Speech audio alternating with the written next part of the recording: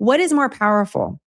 To tell you that the video that you're looking at contradicts what some of federal authorities are saying, or for you to hear what federal authorities are saying and watch the video and feel something for yourself?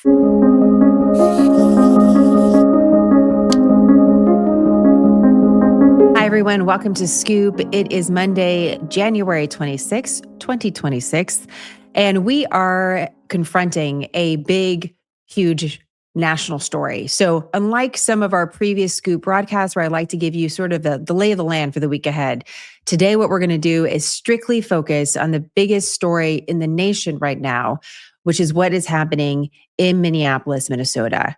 There was a shooting that happened over the weekend, as I'm sure you're aware of, that happened on Saturday morning. We are 48 hours after that event now. And my promise to you today, at this very moment, which is just afternoon Eastern time, is to provide a foundation for what we know 48 hours after the event.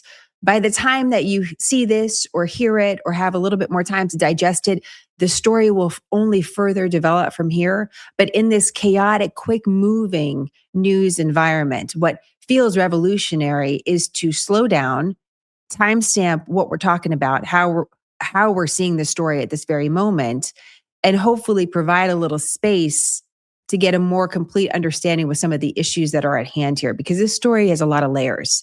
There's the shooting itself, in which we have more information for you on and more eyewitness accounts.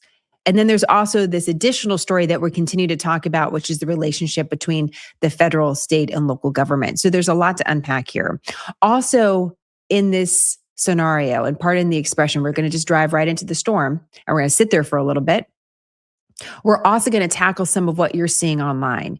And what I want to do is take you behind the scenes with some of my reporting that I did this weekend, because I confronted some backlash online that I believe is really telling about the sort of media environment we're in and how that may impact our ability to access facts and to get a complete picture of any story that's in front of us.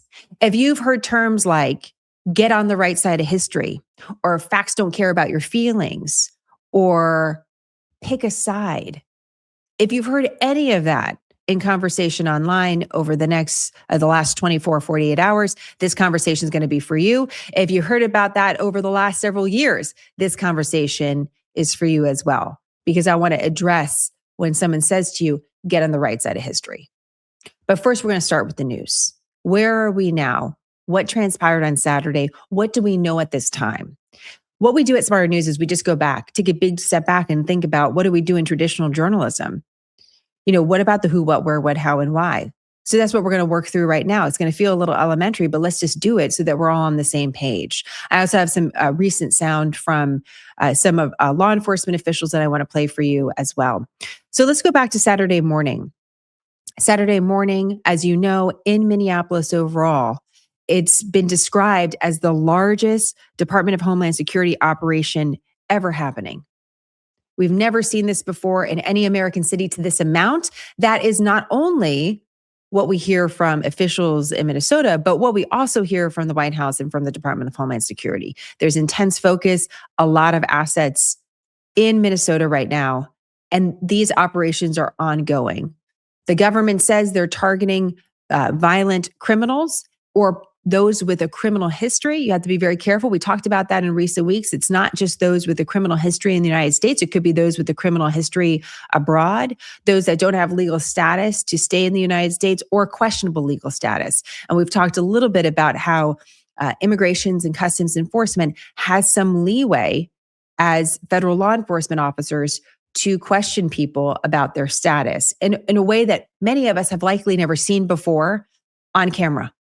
Just a note on that, Immigration and Customs Enforcement, we talk a lot about ICE and ICE activities. This is an ICE operation that we're talking about, but Border Patrol is involved. Some of you have asked, well, what's the difference between Border Patrol and Immigrations and Customs Enforcement? I mean, it sounds pretty kind of elementary to say this, but Border Patrol mainly operates along our borders, about 100 miles from the borders. That's where their focus mainly is. It doesn't mean they can't be moved to areas like Minneapolis, which they're doing now. But Immigrations and Customs Enforcement, if you saw that in the past, you see someone with an ICE label on their uniform, they are likely doing immigration enforcement in the interior of the United States. So, what is unusual and worth pointing out is that we're seeing both of these different groups interacting together in a focused area in this time in Minneapolis. So, we know these operations are ongoing. We know that there's been protests. I want to take that word. We have to think about that word for a second. There's been protests ongoing. There's been what's been described as riots that have been ongoing. But I always defer to local law enforcement for that if something's called a riot, because the same event could be a protest in 1 hour and a riot in the next. But the words that you are likely hearing are there are protests ongoing, there's riots ongoing. There are those that are saying they're observers of what's happening, and they're taking that role very seriously. They're not protesters. They're citizens that are going to be recording what's happening in these operations.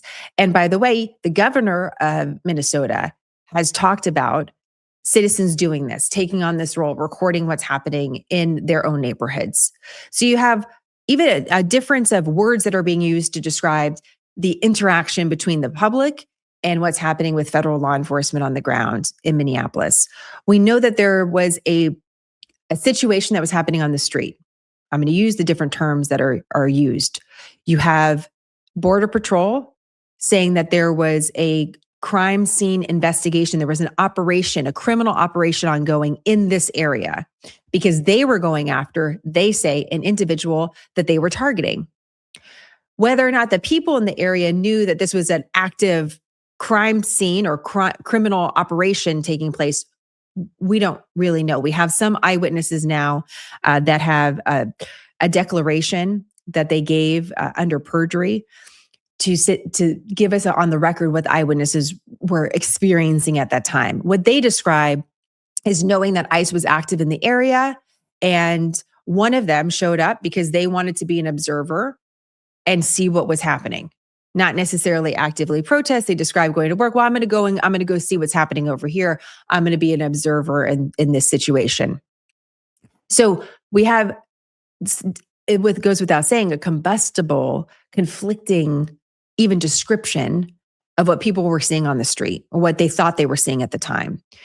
As many of you have likely seen the video, I'm just going to loosely describe it. As you know, at Smarter News, our policy is we do not show graphic video. One of the reasons why is I can't control how many times that video is replayed and replayed and replayed on social media.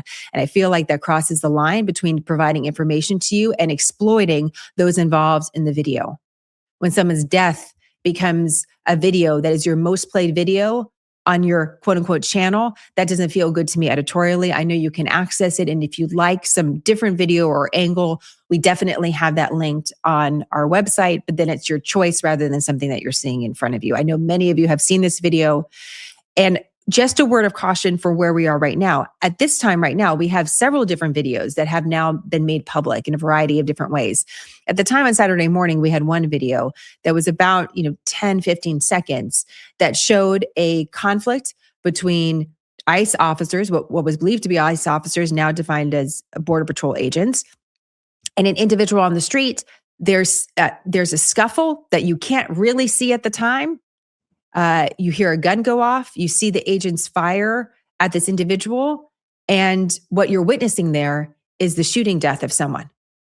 And this is the point of conflict that we're at the moment, which is what actually transpired here.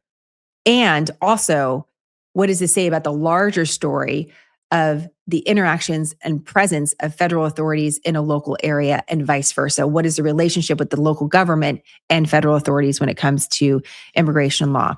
So let me just read this for you real quick here. I'm just going to go down. Who are we talking about? Who's at the center of this story is a man by the name of Alex Pretti, 37 years old.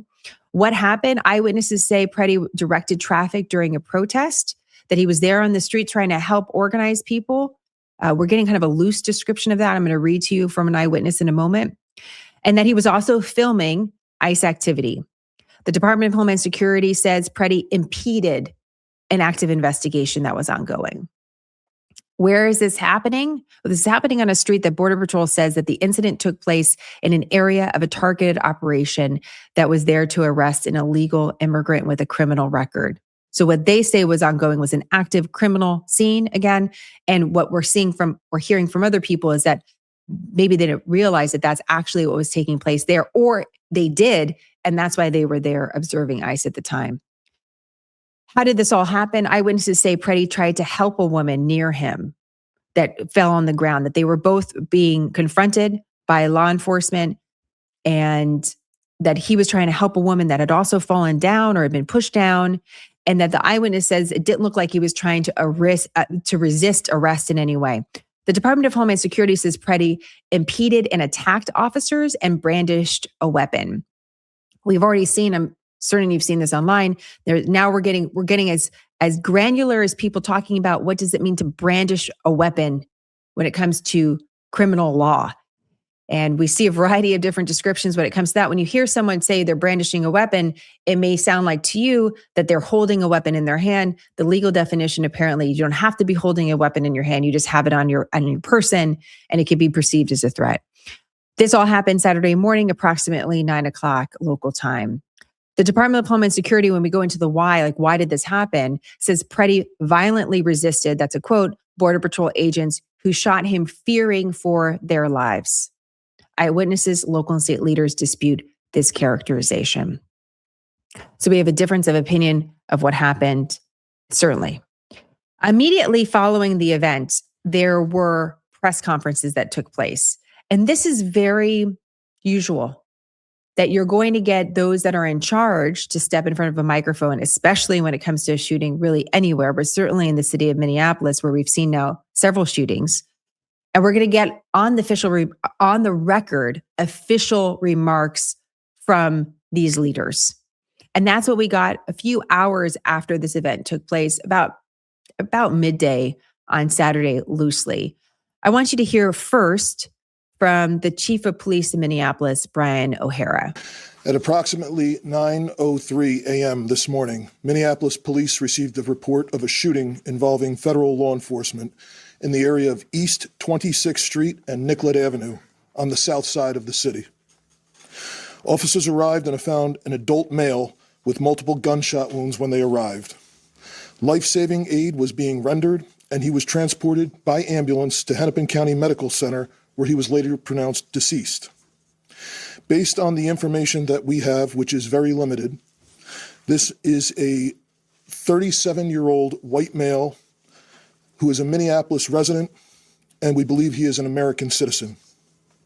We have not been told any official reports of what has led up to the shooting, but we have seen the video that is circulating on social media. This is a statement from Tricia McLaughlin, spokesperson for DHS. She said in her statement, an individual approached U.S. Border Patrol officers with a 9mm semi-automatic handgun.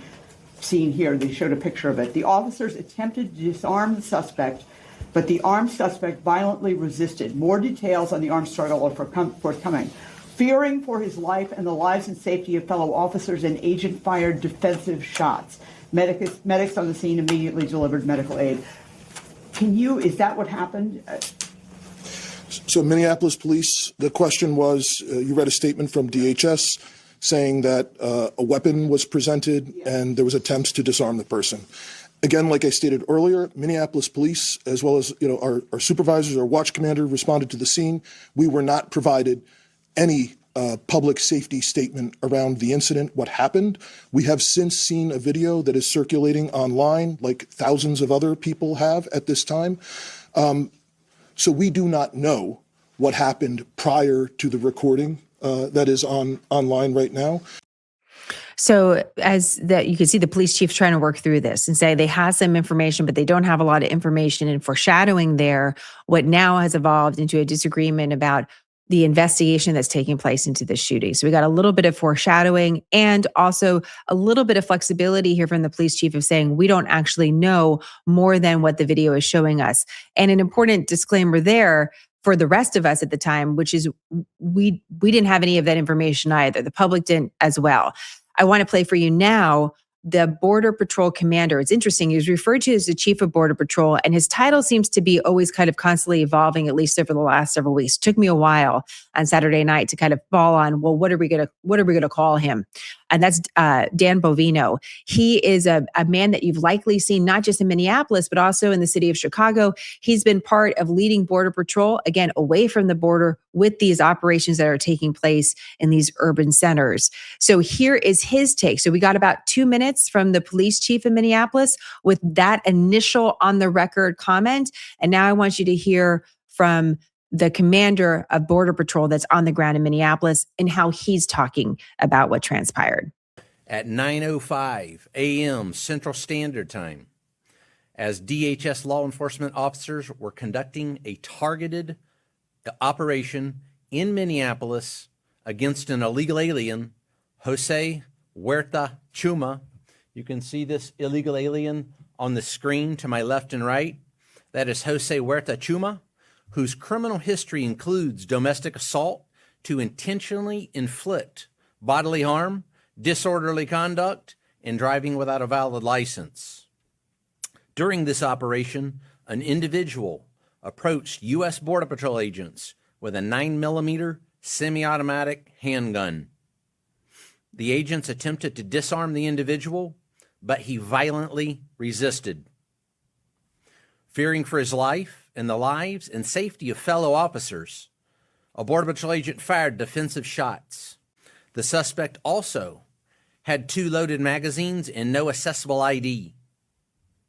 This looks like a situation where an individual wanted to do maximum damage and massacre law enforcement.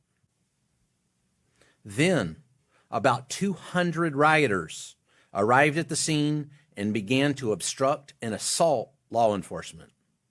Crowd control measures have been deployed for the safety of the public and law enforcement.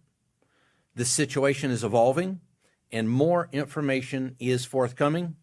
The officer was highly trained and had been serving as a Border Patrol agent for 8 years. The officer has extensive training as a range safety officer and less lethal officer.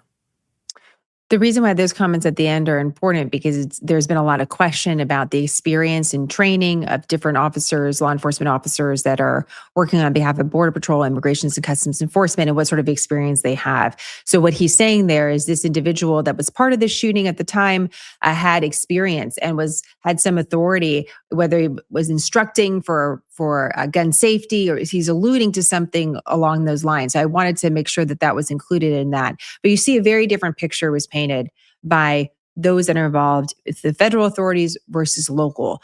Now, what we didn't have at that time and what we do have now, and I'm holding it in my hands, is eyewitness accounts. There was a lot of accounts floating around on social media in the aftermath of what took place. But what makes the accounts that I have in my hand different, this is part of the ACLU's lawsuit that they're pursuing to stop the operations, the ICE operations that are taking place in Minneapolis. And so they have declarations that are from eyewitness accounts. So they went and interviewed these people, got these accounts. And if you go, you can actually access them online. I'll put a link for you to see them. Because the person signs, I declare under penalty of perjury that everything I've stated in this document is true and correct. So this is a legal document that we have now in front of us versus a simple, soundbite from one person or another that was on scene or wondering, was that person actually on scene? How close were they? And so we have 2 different accounts. One is from someone that was very, very close to the event that took place. I'm going to read directly from this so you get their perspective. They describe being a resident in Minneapolis, that they work apparently as a children's entertainer, face painting. They're a face painter. They go to parties and face paint. That's what it sounds like. And that they were on their way to work, but they had heard that operations were ongoing and that they wanted to be part of those that are observing and documenting what was happening to their neighbors. And paraphrasing what they said here. What I'm about to read here and also in the subsequent eyewitness account is graphic. So it can be upsetting, but this is what's actually on this legal document. And I think this voice is also important along with the law enforcement officials who were not on scene at the time. Remember, there are 2 people or 2 groups, really important groups that we haven't heard from at all. That are the officers that were part of this incident and the voice of Alex Pretti that we will not have because he was killed. So we also have to recognize the voices that we're not going to be able to include. So let me go ahead and read part of this. The person's referring to the man. It sounds like the man is Alex. It can be a little confusing, but I think you'll be able to pick it up as I'm speaking here. So I'm quoting, I and the man who was observing and helping direct traffic were standing in the street. There was a phone in the man's hand recording a video. An agent approached us and asked us to back up. So I moved slowly back onto the sidewalk. The man stayed in the street, filming as the other observers I mentioned earlier were being forced backward by another ICE agent threatening them with pepper spray. The man went closer to support them as they got threatened. Just with his camera out, I didn't see him reach for or hold a gun. Then the ICE agent shoved one of the other observers to the ground. Then he started pepper spraying all three of them directly in the face and all over. The man with the phone put his hands above his head and the agent sprayed him again and pushed him. Then the man tried to help up the woman the ICE agent had shoved to the ground. The ICE agents just kept spraying. More agents came over and grabbed the man who was still trying to help the woman get up. All three of the observers looked to have been badly affected by the pepper spray. I could feel the pepper spray in my eyes. Remember, what they're referring to themselves as observers, we have law enforcement saying they're impeding operations. So I just want to make sure we're pointing out some of this different, how the word choice matters here. The agents pulled the man on the ground. I didn't see him touch any of them. He wasn't even turned towards them. It didn't look like he was trying to resist, just trying to help the woman up. I didn't see him with a gun. They threw him to the ground. 4 or 5 agents had him on the ground and they just started shooting him. They shot him so many times. I don't know why they shot him. He was only helping. I was 5 feet from him and they just shot him. The video I recorded of what happened accurately depicts the events leading up to the agent shooting him and several minutes afterwards. So, one account from an eyewitness. Here's a second account. This is more graphic, but it speaks to an important part of what will be part of this investigation. This is someone that is living nearby, also a Minneapolis resident, someone that's not on the street. So they're described as a 29-year-old resident in Minneapolis, a licensed pediatrician, practicing pediatric medicine in the city for the last year. So they describe to the sound, waking up to the sound, kind of a chaotic scene. You know, cars honking, whistles blowing, that there was screaming from outside the window. You had civilians and ICE agents yelling at each other, and that the person's view was partially obstructed of an altercation that takes place between an ICE agent and an individual. But they see that there are guns pointed at a man and that the agent shoots the agents, so more than one, shoots the man at least 6 or 7 times. So the person says, I immediately put on my boots and coat and ran outside and approached ICE agents who were near the victim. The scene was chaotic. Many civilians were screaming and honking over the noise.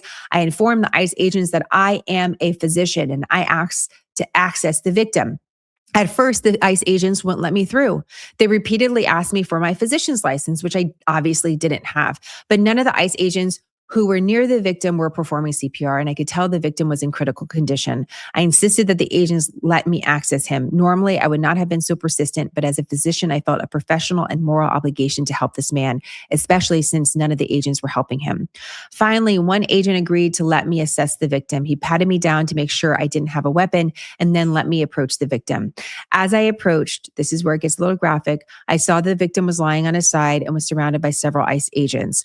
I was confused as to why the victim was on his side, because that is not standard practice when a victim has been shot. Checking for a pulse and administering CPR is standard practice. Instead of doing either of those things, the ICE agents appear to be counting his bullet wounds. I asked the ICE agents if the victim had a pulse, and they said they did not know. I then asked the agents to make a space so I could assess the victim. Goes on. The victim had at least 3 bullet wounds in his back. I asked the ICE agents to turn the victim from his side to his back. From that position, I saw an additional gunshot wound on the victim's upper left chest and another possible gunshot wound on his neck. I checked for a pulse, but I did not feel one. I immediately began CPR. Shortly after I started compressions, EMS personnel arrived and took over. And the person leaves, returns to their apartment, and describes being extremely distraught, sobbing and shaking uncontrollably. So, the reason why these accounts are particularly important today, that we didn't have them at the time, is that, let me show you this just headline from the New York Times, there was a lot of headlines like this on Saturday. Videos appear to contradict federal accounts of fatal shooting. At this time, the way that the story is being told back in the hours immediately after this started to develop is that you couldn't tell several things. You couldn't tell, was it a shooting of one officer with a man? Was it several officers and the man? The subsequent videos show this more clearly, that there were several officers that shoot. You don't know how many times this person is shot. Now the reports are suggesting, an estimated 10 times, although that's not confirmed because we don't have the results of an investigation. You see here on the headline from the New York Times, videos appear to contradict federal accounts of fatal shooting. The New York Times says in their own analysis that they feel the videos are not working with what's going on with the federal account. And we're going to get back to this headline in a moment, because these headlines now continue to come as we're getting more videos and more videos after the initial description by Border Patrol, as well as the Department of Homeland Security Secretary Kristi Noem, who describes it very similarly to the way the Border Patrol officer in Minneapolis does. As we wake up here on Monday and we're getting into this day, the day started off with a very interesting exclusive interview with President Trump on the front page of the Wall Street Journal. The Wall Street Journal spoke to President Trump, they said, for approximately 5 minutes. The president has a tendency, by the way, to pick up the phone if reporters call. So I got to think about that at Smarter News, that he does that. And here's the quote from the president from this morning. "I don't like any shooting. I don't like it," President Trump added, "but I don't like it when somebody goes into a protest and he's got a very powerful, fully loaded gun with 2 magazines loaded up with bullets also. That doesn't play good either." So that's the president early this morning. Shortly after we see this interview published, we now know that the quote unquote border czar, Tom Homan, who's been a part of federal law enforcement and law enforcement in general for several decades, is being sent to Minneapolis by the White House to put eyes on the ground. And as the president described in his announcement of this, it wasn't just related to the shooting.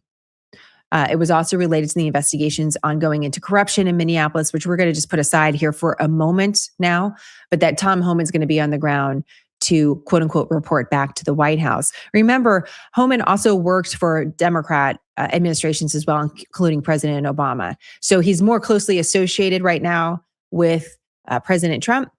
And one has to wonder how the social media environment affects that too. He wasn't as visible necessarily under President Obama, but he was very active under the President Obama administration as well. So just something to keep in mind here. I'm curious if he knows some of the elected officials in a more personal way that are now on the ground in Minneapolis or in the state of Minnesota. We also have 2 cases that the state of Minnesota is pursuing right now. One is a case by the Attorney General, which is the top law enforcement official in any state, is the Attorney General, Keith Ellison. He filed a case to stop Operation Metro Surge. That is the operation that's ongoing in Minnesota. And the first hearing for that particular case, which he filed several weeks ago, is actually today. So we should get news on that, where we could see a federal judge potentially here. Want to make sure in which court that he's filing. A judge could potentially offer a ruling. We've seen this in places like Chicago that could potentially impact the operations that are taking place in the state, although it could also lead to more legal back and forth. There's also the state of Minnesota also asked a judge to intervene to protect the evidence of the shooting, because the state investigatory body says that they were initially blocked, that they weren't able to go in the day of, they weren't able to collect evidence, they weren't able to work with their counterparts, their federal counterparts. And they said this is very unusual because in the past, they've been able to work with federal authorities on investigations. Now, we're going to get to this in a moment. We talked a little bit about sanctuary cities, sanctuary states, sanctuary counties, that what federal law enforcement is saying is that maybe for quote unquote regular criminal investigation, there's cooperation. But when it comes to immigration, federal authorities are not getting what they said is any sort of cooperation from local and state authorities. So there's a lot of relationships here that are constantly being managed, and a question about what does compromise actually look like. The federal investigation into the shooting, based on what we know by reports from CBS, is being led by the Homeland Security Investigation Branch of ICE. You might see HSI. That's the investigative branch of the Department of Homeland Security, and that investigation is being helped by the FBI. Just something to think about here for a moment. It's probably a bigger, more philosophical question, but I'm just going to remind us all here that these departments that we're talking about with some degree of knowledge and recognition are relatively new departments in the American government. The Department of Homeland Security only was created after 9/11. And that includes the umbrella of what we're seeing here in the different ways that the Department of Homeland Security is functioning, whether or not you're talking about TSA officials at your airport or, ICE agents. So just a reminder about that, immigration enforcement has been a part of American history. The way that it's currently being organized under the Department of Homeland Security is, 20 years old plus, 20 plus years old. Just something to think about. The Bureau of Criminal Apprehension, that's the investigatory body in Minnesota, says they have now had some access to the scene of the shooting to collect evidence, canvass the neighborhood. They still don't have coordination, they say, with the federal investigatory bodies.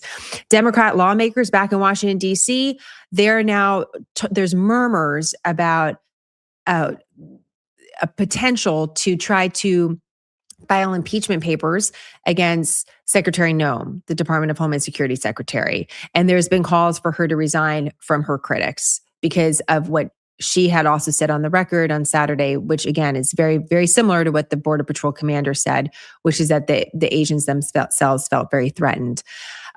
One additional part to this story is that we're looking forward into the end of the week, which could be a completely different world by then.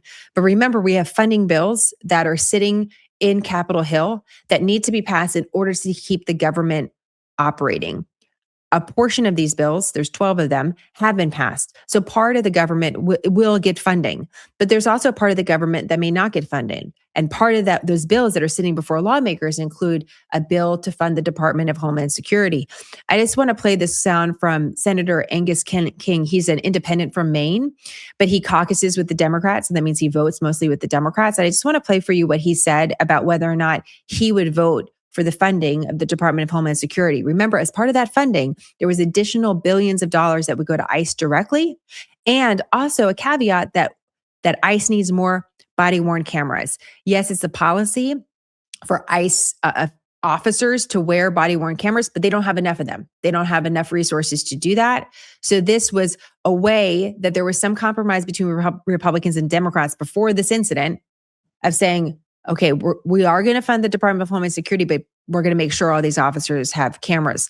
Now there's a question about whether or not that bill is going to get funded at all and how that could impact whether or not we see a partial government shutdown. I'm one of the people that helped negotiate. I hate shutdowns. I'm one of the people that helped negotiate the solution to the end of the last shutdown, but I can't vote for a bill that includes ICE funding under these circumstances. What they're doing in my state, what we saw yesterday in Minneapolis, there's an easy way out, by the way.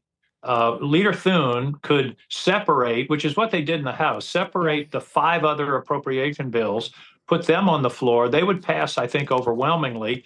Then let's take up DHS. And by the way, if those bills pass, 96% of the federal government is funded. Yeah. Take up DHS by itself. Let's have an honest negotiation, put some guardrails on what's going on, some accountability, and that would solve this problem. We don't have to have a shutdown. Well, we'll see what happens. I just want to make sure to put that quick reference on your radar, because it is dependent on Republican leadership. And if Republican leadership wants to play more hardball here, they could say, well, we're not going to pass the other bills unless you take up the Department of Homeland Security. And so you could see some back and forth before the end of the week. I don't want you caught off guard, so I just wanted to make you aware of that.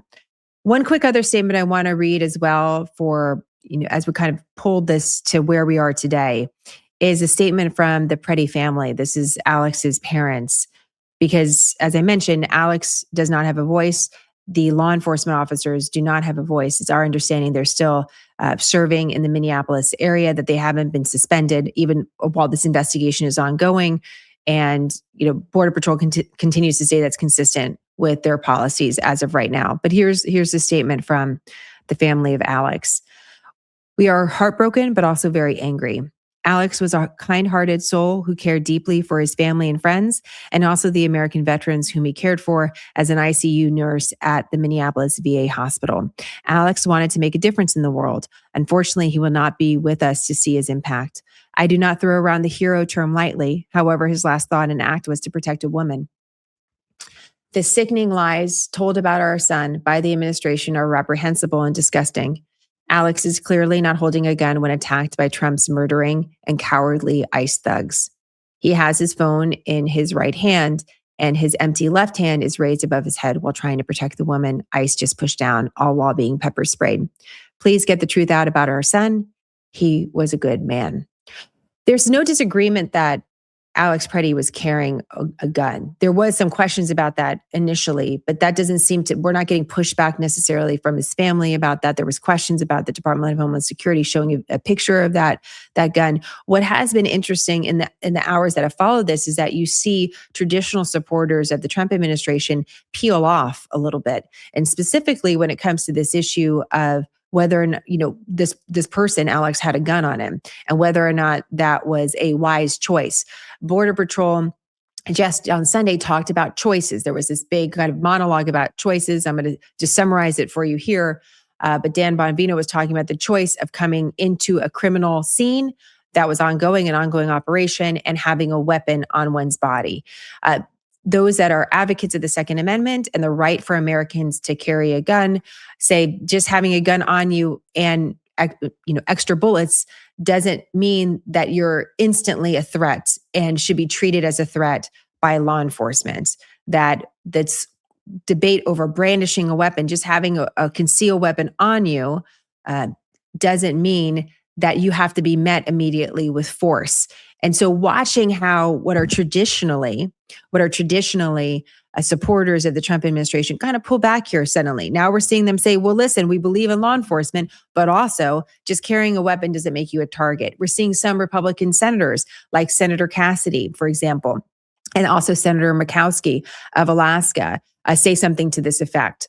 I'm going to read from Senator Murkowski. Lawfully carrying a firearm does not justify federal agents killing an American, especially as video footage appears to show after the victim had been disarmed. She's calling, Senator Murkowski, again, a Republican from Alaska, for a comprehensive and independent investigation of the shooting, and that Congress needs to hold hearings on this. So you are seeing this isn't exactly along party lines right now. This story, even in the initial hours, there wasn't a lot of that kind of bleeding over between, pardon the expression, of these different, parties, philosophies. Now you're seeing some Republican lawmakers speak out and say, wait a minute, we want to take a closer look at this. So I think that's important to know, as well as understanding some of these advocacy groups are saying, well, no, wait a minute. Let's be careful about how this is all being framed. I want to share with you, you heard from the Border Patrol commander on Saturday morning. Now I want to play for you Sunday morning what he says. It's a little difficult to hear the question, so I tried to boost the audio as much as I could, but the question is coming from a member of the press there that's saying, listen, the video, the public, these politicians, there's a lot of people that are saying the video is not matching what you're saying. So here's this back and forth. I'm sorry, repeat that, please. We have seen multiple videos from the incident yesterday from different angles, and at no point do we see Alex Pretti brandishing a weapon. DHS Secretary Kristi Noem said that he was brandishing a weapon, and in the video we see him on the ground with his hands on his head. We see an officer leaving what it appears to be with the weapon after he extracted it from Pretti's waist area. Did the officers see the weapon? Did they see him brandishing the weapon at him? Sure. Many videos out there, many different accounts that you may see, that I may see, that anybody here may see. That, folks, is why we have something called an investigation, to take what you're talking about, to take those videos, to take witness statements, to take officer statements, all those minute details that will paint a true picture, not a freeze frame concept, and paint a larger picture of what really happened. That is why we investigate, so we can get to the truth, so there's not speculation. Speculation after 24 hours, you've got a lot of speculation in there. That officer, let's think of what those agents were doing on that scene, making a split-second decision. You've had 24 hours to try and armchair quarterback things. That agent had a split second to make a decision. Point well taken there. It's important to point out that, the amount of times that people have been able to slow down video, take freeze frame of video, look and analyze the video, is at a huge number. You have all these media organizations. Let me go back to the New York Times here that says, video appears to contradict federal accounts of shooting. The reason why I actually isolated this headline and talked a little bit about it on Saturday on social media is that it would be a very different headline if the New York Times was crediting a law enforcement expert or a former Border Patrol chief saying that the video appears to contradict federal accounts of the fatal shooting.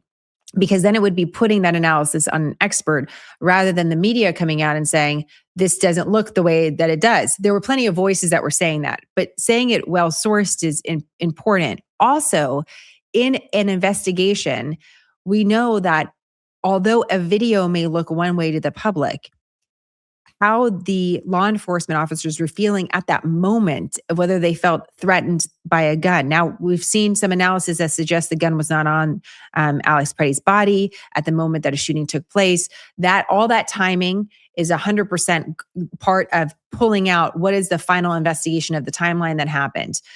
So I'm not justifying the law enforcement action here, but we're in a media environment where what our analysis of the video trumps the feeling of the agents at the time. And because we don't have their voice of what they thought or what they were experiencing, we don't know if they had interaction with him before this actually took place. We don't actually have all the information. We have it from a few minutes of this conflict, but we don't have that voice. We just need to say that out loud. That yes, the video does appear to show something different. We have eyewitness account that says something different. We don't have the voice of the law enforcement agents or officers on the scene. Just think it's worth pointing out. Some of you might have heard that there's conversation about the federal government asking for the voter rolls in Minneapolis in exchange for something here. I just want to clarify this because this is something that I needed clarification as well. The Attorney General Pam Bondi sent a letter to Governor Tim Walz very shortly after the shooting took place and said that the state of Minnesota has refused to enforce the law and the consequences are heartbreaking. She's talking about immigration law. She outlined 3 demands for the state: share Medicaid and SNAP records with the federal government for fraud investigations. Kind of a separate story here, separate but connected. Repeal sanctuary policies and cooperate with ICE removals from state custody. And allow the Department of Justice access to Minnesota's voter rolls to ensure compliance with federal law. So this is about what she's saying is fraud that's happening in this space of immigration as well. And she wants more information about it. This is what she's demanding from the state of Minnesota. Remember, the state of Minnesota is filing lawsuits against the federal government. Minnesota's Attorney General Keith Ellison said that the state is experiencing targeted oppression from the federal government because of who Minnesota is and what Minnesota values. He characterized the federal government's fraud allegations as a pretext and is referring to these requests for the Medicaid and SNAP and voter records, and notes that Minnesota had voted against President Trump in the past 3 elections and said that's what this is really about. Ellison said the state obeys all laws, this is a quote, but we still believe that immigration is not a sin. And he emphasized that the Department of Correction, pursuant to state law, hands over people who ICE is looking for and they have the paperwork for. Okay, we're not going to get into the sanctuary city stuff today. I know there's a lot of questions about that, and it's a really important part of this story. I'm focusing on the immediate story of the last 48 hours. But if we zoom way back, what we're talking about here, why there's federal officers on the ground is the enforcement of immigration law. And they say also for this corruption investigation that they feel the federal government is attached to the immigrant community in Minneapolis. They feel like these things are intertwined. Immigration law isn't being enforced. And also there's corruption that is connected to taxpayer dollars, and not taxpayer dollars that are just in the state or the city of Minneapolis, Minnesota, but also federal dollars that are going to the state as well. So this is why the federal government's involved.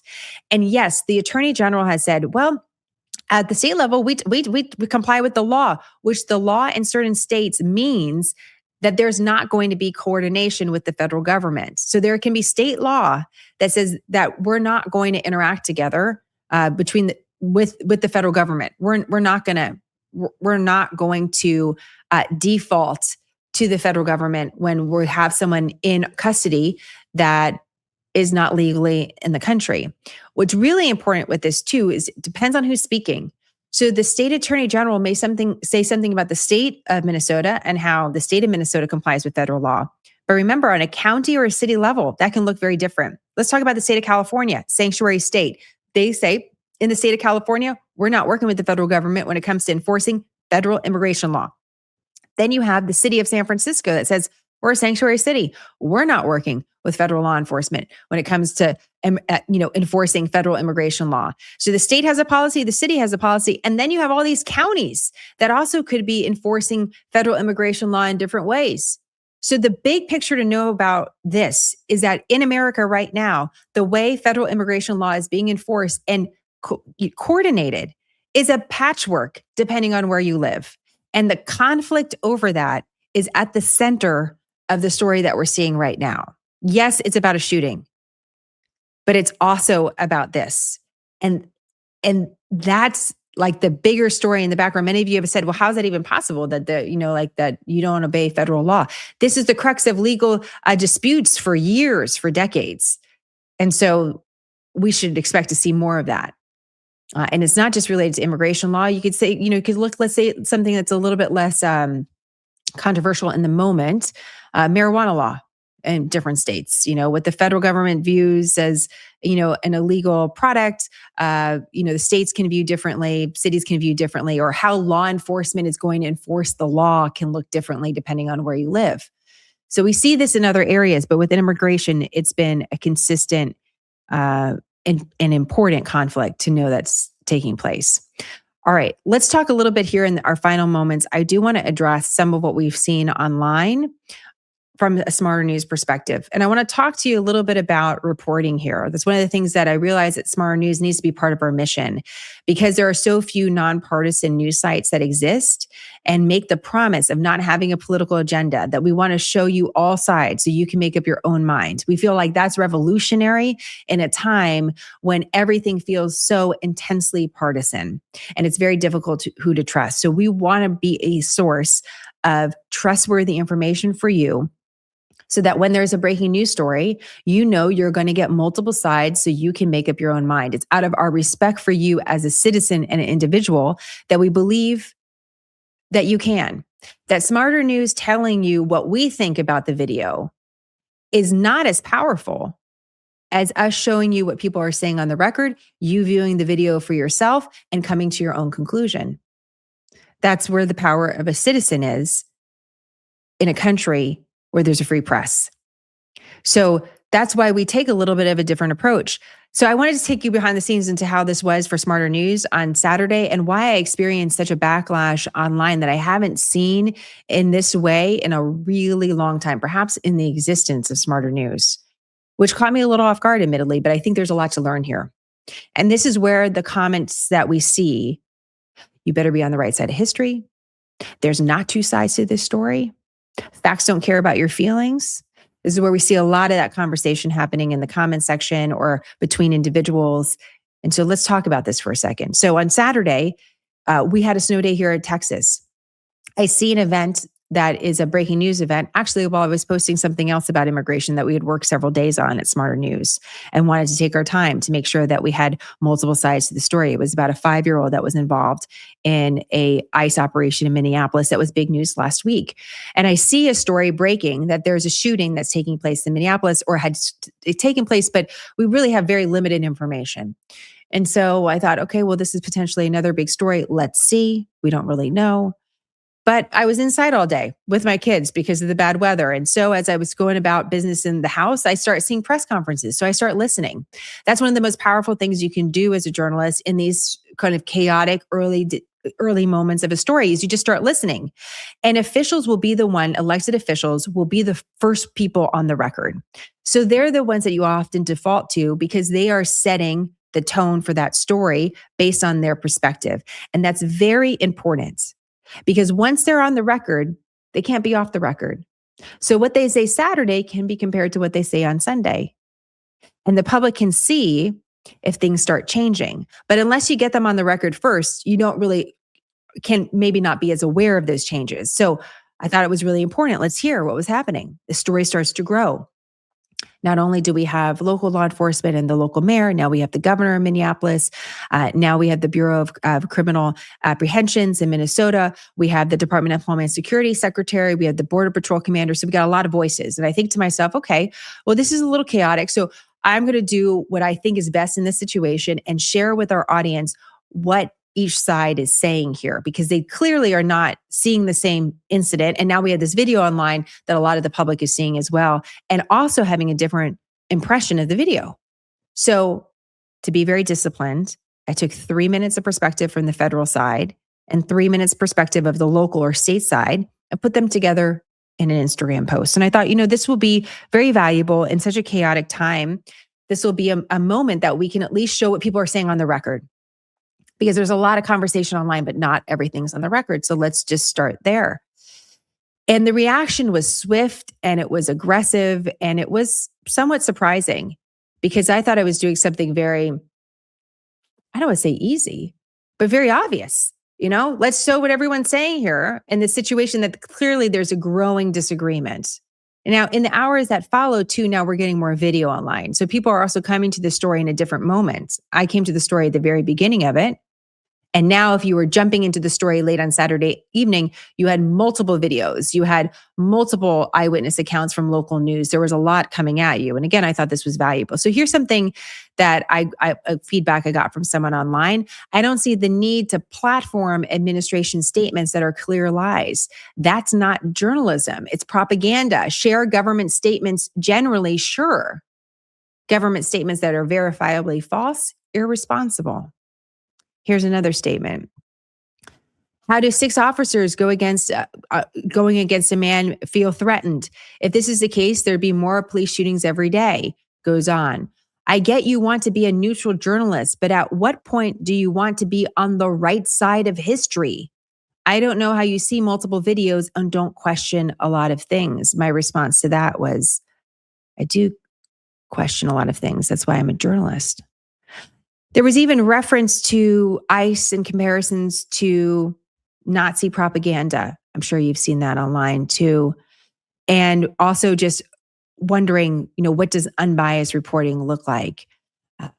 Whether we agree or disagree, it's not a journalist's job to have an opinion when reporting. So that was good to get from somebody.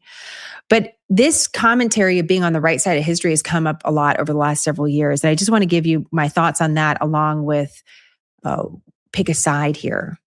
This is a moment. A lot of our critics were saying this is a moment. Tomorrow News, you have to pick a side. The video clearly shows something different than what elected officials are saying. Remember, get on the right side of history. Some of these comments are emotional blackmail, really, right? Because the reference is, and we heard this from the mayor in Minneapolis. We've heard this from local officials in Minnesota as well, saying this is the moment. They feel this is an inflection point that is important in American history. And when they say that, they ask you as a member of the public, how do you want your grandkids to think of you? So there's a real threat about having the wrong legacy if you pick wrong here.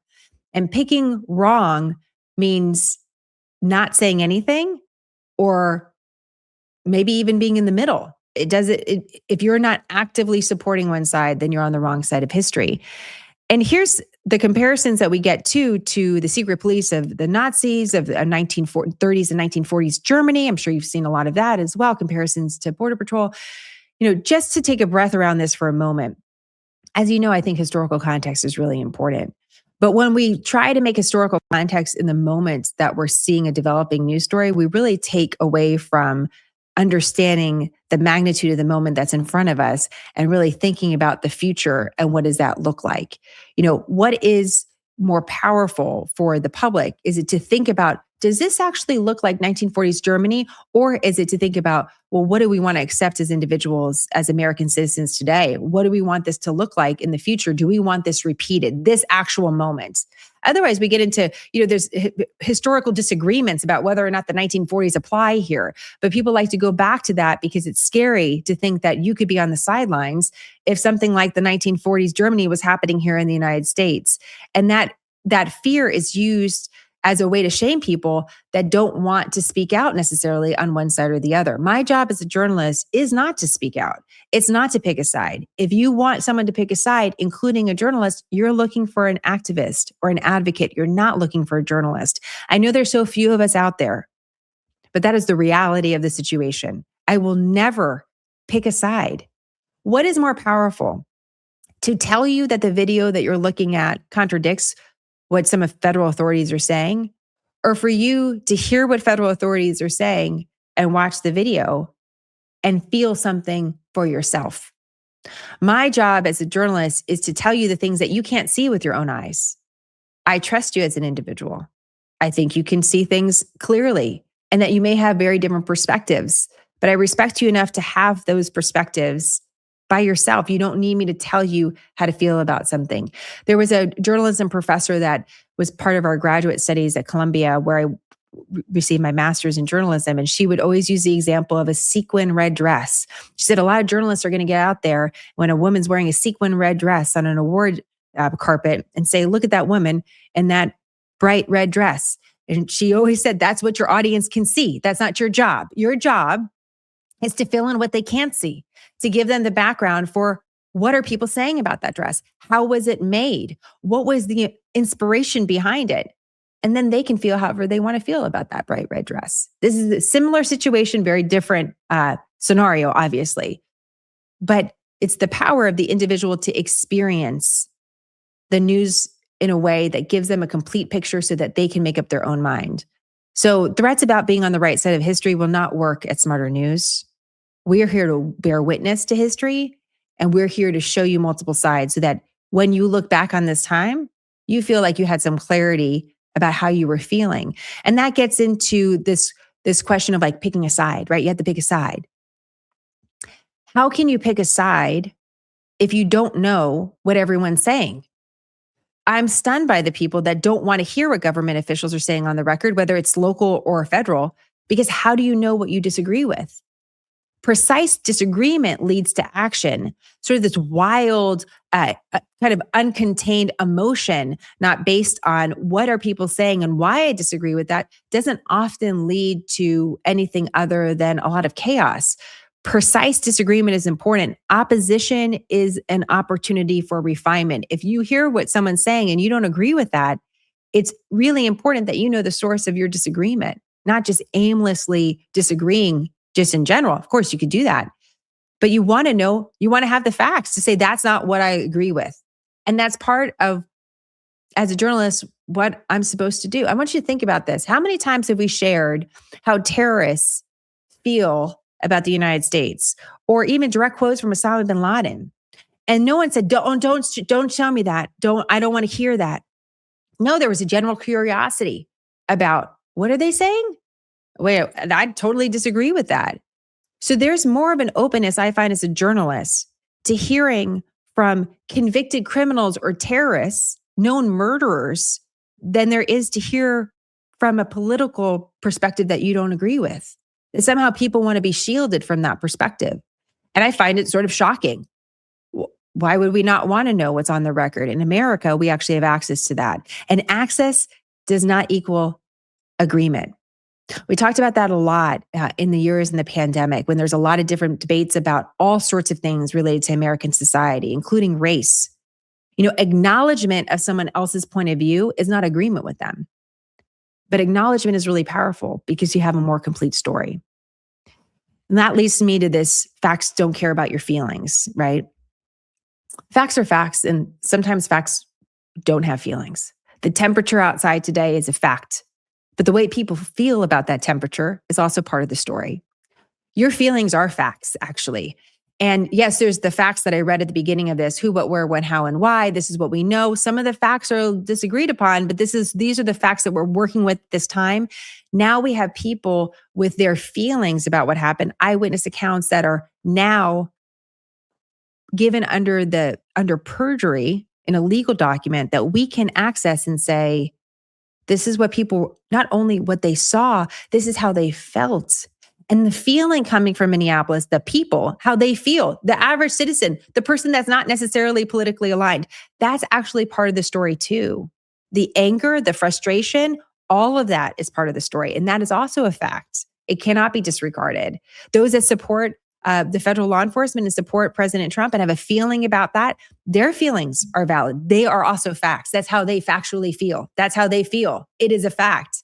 So it's a little bit different than a fact that we're going to approach like a number for how cold it is outside, but it also has to be equally part of the story. And so today is very different than the access that I had on Saturday to information. On Saturday, I went immediately to who are the officials, who are the leaders that people have elected to speak for them in many cases, or a part of an administration that was elected. What are they saying on the record? That's a very baseline. As the story develops, we're going to get more on the record information, and then we're going to add that in. But I was really shocked at that, the anger, this idea of platforming someone. I've heard about deplatforming, but that even allowing federal officials to talk was giving them a platform to say something that people disagreed with.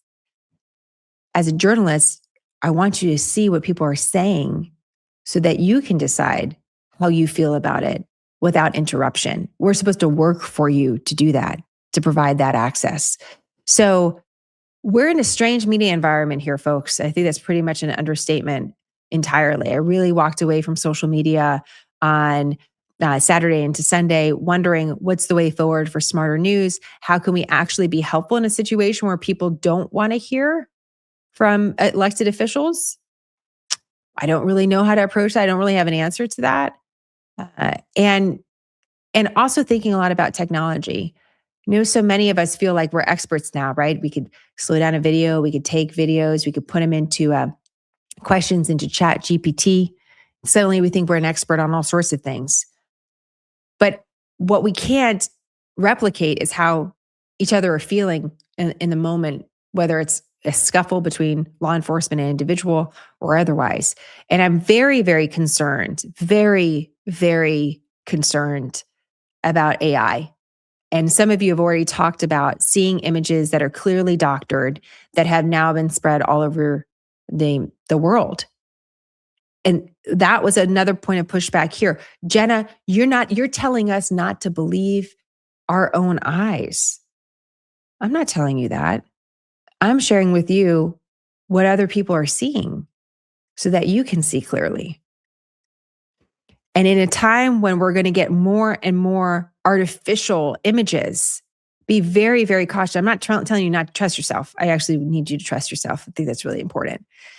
But I want you to really think about, who are you going to trust in those situations? Are you going to trust the media that you've hated for years, that you know is biased, to give you a clear picture of what's going on? Or do you need more people like what we're doing at Smarter News to show you what multiple sides are saying so you can decipher the situation in front of you more clearly? It's so interesting to me, there's all this reference to the secret police, the Nazi secret police, and a reference to the Trump administration, critics of the Trump administration, of what they're doing with law enforcement. Totally valid to be a critic, by the way. Obviously, we covered that. The same people that are critic of the Trump administration for acting like the secret police are the same people that are trying to shame me from sharing what elected officials are saying online. They're trying to keep me from sharing multiple perspectives. That sounds a lot like the secret police too. This is a very fraught media environment. I don't know the way ahead. I don't know exactly the way ahead either. And I'm working on that. So I'm curious your thoughts on that. Because either people want nonpartisan balanced news or they don't. And I fear what it would be an incredibly missed opportunity in America, being an example where a free press can operate, where we actually want to limit the perspectives that we have access to. We need to really think about that. So I'm totally open to your feedback. Maybe a little too open at times because I read a lot of the comments, but I do want to hear your questions related to what's happening in Minneapolis, sanctuary cities, immigrations and customs enforcement, border patrol. I want to hear it all. Send me a voice note. You can easily do that. hello@smarternews.com or scoop@smarternews.com. Either way, I want to use your voice notes. We do not need to identify you. I know it's a crazy world out there. I just, if you want to give me a fake first name, I'll take it. But I need you to be a real person. And I'd like to hear your feedback because I'd like to include your voices and your concerns into our next reporting that we have on this, because that is also part of what's on the record. A matter of public record. It's not just the elected officials. Those may be the first things that we're going to go to by default. But we also want to include the more cohesive conversation that's happening amongst our communities. So I look forward to your thoughts on that. In the meantime, thank you for your support. I know for many of you, Smarter News is a key part of your life, and you show a lot of appreciation, and I appreciate you for that. So thank you. We'll continue to keep plodding along here, making sure that you have as much access as possible to multiple sides so that you, as an individual, can decide what's next for you in your great American story. So thank you for your support of quick, concise, nonpartisan Smarter News, and we'll see you back with more later this week. Have a great day, guys. I'll see you soon.